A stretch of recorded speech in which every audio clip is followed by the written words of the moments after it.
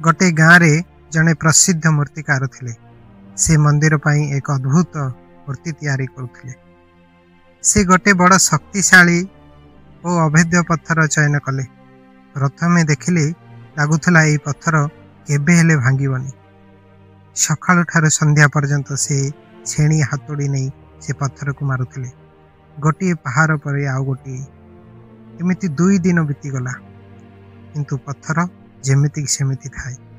गाँवर लोक आसी देखिले किए कहूले ये पत्थर केबे हेले भांगीब नहीं।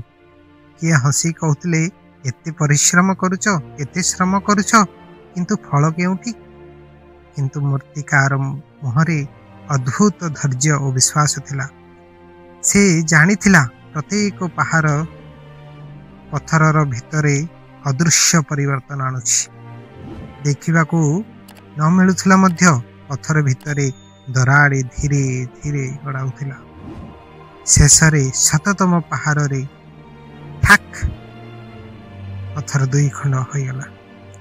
गाँवर लोक आश्चर्य कहले आहा यही शेष पहाड़ रे पत्थर भांगीगला। मूर्तिकार हसिकी शांत स्वर रे कहले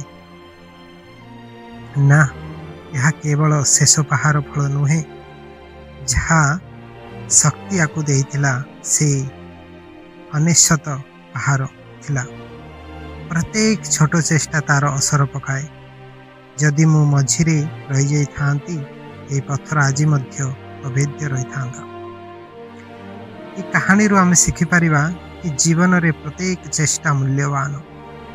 फल शीघ्र देखा जाए नहीं किंतु प्रत्येक प्रयास आमको लक्ष्यर एक कदम आगु को नहीं जाए। केबे हारिबे नहीं कारण सफलता देखा जाए शेष रे किंतु ताहा सृष्टि हुए पूर्वर।